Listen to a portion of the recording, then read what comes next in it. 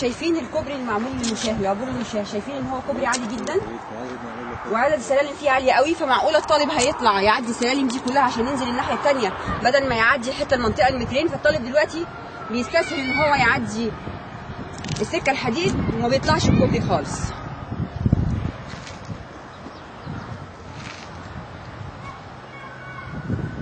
فدلوقتي سكان المنطقه كانوا بيطالبوا ان احنا كنا عايزين بس مزلقان نعدي منه احنا واولادنا وحد واقف عليه، ما كناش عايزين الكوبري ده كله. الكوبري ده كله ان هم ما بيعدوش بس المشاه بس اللي كانوا بيعدوا من سكك الحديد، في ناس بتعدي اغراض ثانيه ما بيقدروش ينزلوها من على السلم والسلالم دي كلها وبيعدوا الناحيه الثانيه.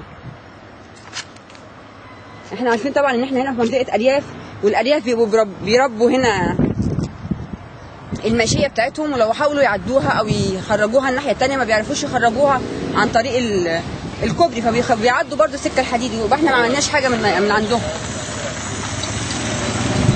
كده. احنا ما عملناش اي حاجه غير ان احنا عملنا تكلفه جامده جدا، واحنا شايفين التكلفه عاليه قوي وحاجه معموله بطريقه جميله جدا وكويسه جدا، لكن عاليه قوي قوي فعلا على الطلاب. ما تيجي نطلع؟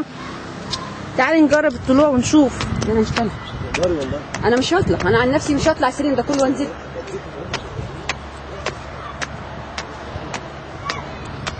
فعلا دي معاناه.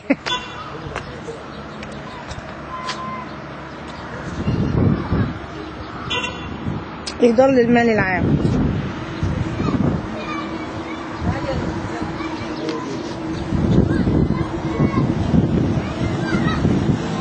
المنطقة دي اسمها ايه؟ 46. المنطقة 46. ومعانا إحدى المواطنين من أهل المنطقة 46 دول المعاناة التي يعاني منها. أنا شفت إن هي دي يعني تكلفة اتعملت ما كانش لها لازمة مثلا إن التكلفة دي كلها عشان خاطر تخدم حاجة زي كده. يعني شفت إن الدولة كلفت حاجة كبيرة زي كده ما خدمتش قوي، يعني إن هي انتوا دلوقتي حاليا الطلبة في المدرسة اللي هم المدرسة دي حاليا اسمها ايه المدرسة؟ مدرسة معاذ. مدرسة معاذ بن جبل. معاذ بن جبل؟ تمام. الطلبة دلوقتي لما طبعا احنا على وشك محدش بيعدي من عليه خالص. بيعدوا من عليه؟ كده. لا ما بيعدوش من عليه. يعني محدش بيعدي ده خالص، بيعدي كده؟ انا بالنسبة لي ان انا اطلع ده كله واطلع كده، طب ليه؟ طب ما انا بعدي اهي خطوتين وهعدي. ما فادتش الطلاب بحاجة. طب انتوا كنتوا عايزين ايه اصلا مكان دوت؟ كان مزلقان سكة الحديد افضل لكم؟ لا مثلا او نفق من تحت. او نفق من تحت ان انا اعدي اجباري. او برضه خلينا نتكلم بصراحه، طالما هو كان خلاص الامر واقع وعمل كوبري. بص عربيه عدت اهي، تعالي بصي صوري كده، العربيه عدت. عربيه بتعدي من على المزلقان. بتعدي من على المزلقان عادي كده. بتعدي من على السكه الحديد. يبقى اصبح ان هو عمل لو في مزلقان كان افاد، لو عمل كوبري تحت الارض كان احسن. نفق تحت الارض كان افاد. يعني احنا دلوقتي هم ما عملوش افاده للمواطن في تلك المنطقه، في منطقه 46 المواطن مش لاقي اي افاده من تكلفه كوبري زي دوت. معمول كوبري كويس قوي، معمول بطريقه حديثه، كلفنا كتير جدا، لكن في نفس الوقت الكوبري ده ما افادش المواطن في اي حاجه ولا افاد طلبه مدرسه معاذ بن جبل. يعني كل الطلاب احنا دلوقتي شفنا واحنا واقفين عربيه عدت خط السكه الحديد عادي جدا، وادي هم في الفكر دلوقتي واحنا واقفين بيعدي. كما كل دوت بيؤدي الى وجود ايه؟ حوادث وكوارث، بيتعمل كوارث بسبب كده. لكن هم كانوا طالبين لو في نفق اتعمل بنفس تكلفه الكوبري ده تحت الارض كان هيجبر العربيه تعدي منه، كان هيجبر الموتوسيكل يعدي منه، كان هيجبر الطلاب كمان كانوا هيعدي منه، او مزلقان. لكن ده طبعا ما حصلش ومحدش اخذ باراء الناس، والدوله عملت حاجه كده وخلاص. طب سؤال هنا، كبار السن بيطلعوا السلم ده؟ ما هو ليه؟ يعني طبعا. انا الكبير اللي فاهم ان ده قطر، اذا كان الشاب ايوه اللي انا فاهم ما بطلعش فوق، بعدي خطوتين ببص كده مفيش قطر جاي اروح. يعني ما ساعدش اي حد من كبار السن ولا اطفال ولا كبار ولا لغايه دلوقتي مفيش حد اتحرك عليه. لو عدى عليه مفيش حد طلع عليه خالص نهائيا. ليه؟ ايه السبب؟ هطلع ليه؟ ده رأي إحدى المواطنين المنطقة اللي هم سكان المنطقة. بس هو بما يعني خلاص أمر واقع، فالمفروض إن هم يعملوا بقى سور يسدوا إن إجباري إن يعديني من هنا. كدي فكرة يعني إن أنا خلاص عملت فكرتك إن أنت يعمل لك سور هنا على الأساس يسد بقى إن أنا ما أعديش، يسد إن محدش يعدي. لو عمل لك سور هنا ماشي، اللي أصحاب المركبات هيعدوا منين؟ يقفلها بقى، يعدي من المزلقان الرسمي اللي هناك. المزلقان على بعد قد إيه من هنا؟ على بعد كيلو مثلا. كيلو؟ على بعد كيلو. لا اللي هناك عند المحطه. عند المحطه هناك. طب واللي هو جاي يعني من المنطقه دي واللي جاي من على الصحراوي ما عندوش اي وسيله مواصلات، هيعدي هيروح المزرعه الثاني هيمشي كيلو اللي معهوش وسيله مواصلات، معهوش سياره او معاه هيجي بقى هنا ينزل مشي. دراجه بخاريه. لا دراجه بخاريه يعدي من هناك. ينزل مشي. ما هيجبروا عشان يجبروا ان هو يعدي. بص احنا بنتكلم كدلوقتي للمشاة. طب هقول لك حاجه، هم مش عمرهم ما هيكلفوا نفسهم بسور يعملوه حول القضبان سكه الحديد بالمستوى ده كله او بالطول ده كله. هيقول لك احنا كلفنا خلاص. لا مش كطول، يعني مثلا كمثلا مساحه صغيره كده ومساحه صغيره كده. هيعدي بعدها. بس انا بالنسبه للطلاب اللي جاي هنا هقول ما بدل ما اعدي من هناك اعمل بقى كده. هيعدي بعدها. طب بالنسبه دي على فكره الطالب هينط السوق. الطالب هينط السوق. في مشاكل واقع ان هو اتعمل. في مشكله تاني بتواجهكم في المنطقه دي؟ ايه بعض المشاكل؟ مثلا الصرف الصحي، الكهرباء، الميه. لا ما فيش صرف صحي في المنطقه. هو لسه ما وصلناش الصرف الصحي. ما تدخلش ولا فيه غاز ولا الكلام ده. لا احنا الحاجات دي نسيناها يعني. هو الغاز اساسا وصل لحد سيد هاشم وما وصلش. بس لا الحاجات هنا دي احنا الجناين نسيناها. المنطقه دي يا استاذه كمان ما فيهاش لا صرف صحي ولا فيها لا غاز ولا الكلام ده خالص، ما وصلش عندنا. لا امل احنا نسيناها يعني. منطقه وبالنسبه للميه ايه اخبارها عندكم هنا؟ 46 دي تقسيم حمضل 46. طب بالنسبه للميه اخبارها معاكم ايه؟ الميه هنا منتظمه وبتجيلكم هنا كويس ولا بتقطع ولا هي الميه تمام يعني بصراحه. لحد هنا الميه كويس. الميه تمام. والكهرباء كلكم مدخلين عدادات؟ كلهم ده يعني في بيوت كتير هنا فتحت من غير عدادات.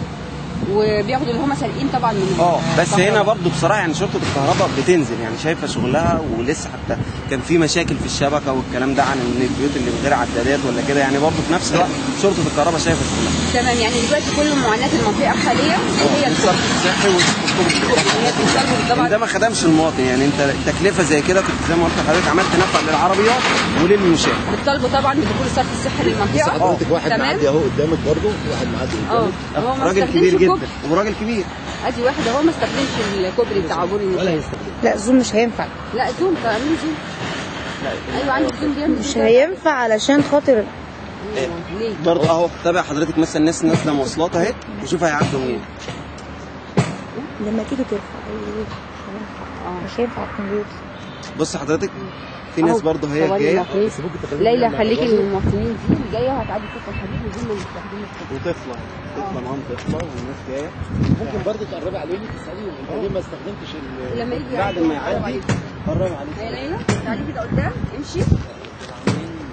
تعالي كده امشي. تعالي يا ليلى امشي عشان يعني يسالوا ليه انت ما استخدمتش كوبري المشاة مع انه موجود. احنا دلوقتي بنشوف مواطنين برضو ما استخدموش كوبري المشاة وبيعدي سكه الحديد، وهنسال المواطنين ليه ما استخدموش الكوبري المشاة. اطفال ممكن ما يكونش عاوز سليم. عندنا السكه الحديد وبعد ما نعدي السكه الحديد بتصوري بعد ما نعدي السكه الحديد يعني ايه اللي هيحصل؟ احنا بنعرض احنا بنقول معاناه المواطن عدم استخدام ايه اللي هيتم هنا يعني؟ لا احنا بنعرض بس المشكله حضرتك. طب ما هو السلم اتعمل اهو. ايه رايك في الموضوع ده؟ كلف ميزانيه يعني كام سلم وكام اديها من هنا الاسماعيليه. اتكلف كام مليون الامور دي. حد عدى عليه الا غير العيال بتشرب بانجو وتشرب خرفول، العيال بتسرح تقعد فوق بس، انما حد يعدي عليه تعبان، حد يعدي عليه سليم، ما فيش الكلام ده. ما حدش بيعدي عليه خالص. بدليل انت دلوقتي عديت عادي من هنا. اصل مين هيطلع دلوقتي؟ مين واحده كبيره هتطلع في السن عايزه لها ايه؟ عايزه لها ديت لما يعملوا لها نظام زي بتاع التوفيه ده. نظام عربيه اللي هي بتاعت المعوقين ديت. او نظام موتوسيكل قد كده الناحيه الثانيه. لما فين النهارده التقاطع ولا التقاطع عشان تعدي منين؟ تعدي من محطه القطر اللي هي محطة القطر اللي هي تحت الجناين دي، عشان تعدي من هناك المشوار ده كله. عشان اوصل المنطقة دي لازم ان انا اعدي المنطقة دي كلها. من عند الجناين. من عند محطة الجناين. من عند محطة الجناين. عشان تعدي بقى بوسيلة كان موتوسيكل كان بوسيلة عربية. انما للاسف هنا في عملوه كلفوه عد كام كوبري بتاع قرية عامر وبتاع اللي قدام وبتاع اللي قدام وبتاع اللي قدام. وراحت فلوسك كصابة. وضاعت فلوسك كصابة. اهلا وسهلا بحضرتك. طب انا شايفاكم لسه معديين من هنا. ايه رأيكم في الموضوع ده؟ عادي ولا له اي لزوم، لغايه ما قلنا لك ان هم بس. انت حضرتك ساكنه هنا في المنطقه السيسي، يعني استخدمتي الكوبري ده في مره؟ عليه مره واحده كان القطر عطلان. طبعا انا عن نفسي ضغط جدا ولا له اي لازمه، وبضطر ان انا اعدي انا وبنتي عادي جدا من هنا مجرد ان انا ما اطلعش العلو ده. وتكاليف كبيره واخد عماله كتير واطفال جدا. كمان بتعدي كمان. يعني انتوا كنتوا بتفضلوا ايه تعمل لكم اكتر من احسن من الكوبري ده؟ لو ممكن نفق كتير قوي من كده. كان احسن من الكوبري، الكوبري عالي جدا. طبعا في ناس كتير اول ما بتركبوا تيجي تطلع الكوبري بتدوخ، الناس رجليها ماشي ما بتعديش. ابا احمد حلمي يا عم جاب كده من عند الترعه. طبعا في عيال صغيرين كتير، في عيال صغيرين ممكن يهزروا مع بعض، مثلا اي حد زي التاني على السلم مسافه عاليه يعني مش هيموت. صح فعلا. المشكله ان الطفل لو وبعدين طلع هنا من كلها هنا عيال صغيره، وبعدين اللي هيطلع المسافه دي كلها ما هيعدي منها. في النفق كان احسن او حاجه النازله كانت احسن.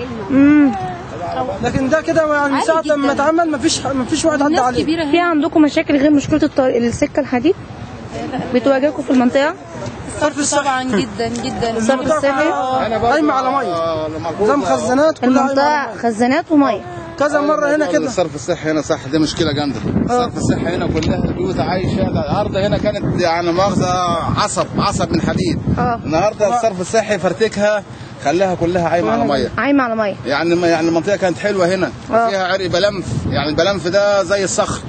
النهارده لو هتفتح هتلاقي كل بيت النهارده راشح تحت منه ميه، السبب كل خزان خزان خزان خزان، ودي مواد زي ميه النار بتاكل. يعني ناس مكلفه البيوت النهارده مبلغ وقدره، وتلاقي لا مؤاخذه الصرف النهارده ايه اللي عمال ياكل في ما بياكل النهارده في بيتصرف وبياكل في الماء. وبعدين بترشح ميه قد السباع، بترشح ميه لو تيجي في الشتاء. ارض ايه؟ ارض السباع اللي في وش هناك دي. ميه، هو ميه واصله في هناك السباعي؟ مفيش هناك ترعه. في الشتاء تلاقي الميه كلها، شايف المنطقه دي؟ الميه كلها تبقى علو الناس تعوم فيها. يعني جاي الصرف من السباعي لهنا، من هناك بيعدي بين السكه بين الطريقين، تلاقي المنطقه كلها ميه. شايفهم دي كلها كده ميه. في الشتاء دي كلها تلاقي غرقانه ميه. بتعدي الميه، عدي السكه، عدي الطريق كمان هتلاقي الطريق ده كله ميه. حتى الشتاء دوت الميه طلعت على الطريق، طلعت على الطريق الاسفلت، جت لودر وحاجات قعدوا يردموا قعدوا يردموا جنب الطريق، الميه عليت كمان عن الطريق. يعني في مشكله بيجيلكم برضو من السباع من الصرف؟ المنطقه كلها ميه. احنا بنغرق هنا، لو تبص كده تلاقي اللودر جه حط تراب زي كده بسبب الميه، خلاص غرقت الدنيا، طلعت على الطريق. انت لو تروح كمان هتلاقي الطريق كله الطريق ده كله مسروق بسبب الميه. يعني على الشتاء الجاي ان شاء الله هتبص تلاقي المنطقه دي كلها عباره عن عايمه من الميه، وهي مكانها باينه اهي. وانت كمان لو رحت دلوقتي هتلاقي حد دلوقتي في ميه قدام. عدي السكه كده، الطريق على السكه دي هتلاقي كلها دي ميه. جايه منين؟ جايه من السباعي. جايه من مفيش ترعه ليها ولا في اي حاجه، كلها مناطق عشوائيه. دي المنطقه اللي بجنب مدرسه معاذ بن جبل في كيلو 46. اسمها المنطقه دي كيلو 46 ارض حمراء. ارض حمراء. انت لو تروح على صور هناك هتلاقي كلها ميه لحد دلوقتي. يمكن في الصيف بتسلي شويه. شكرا.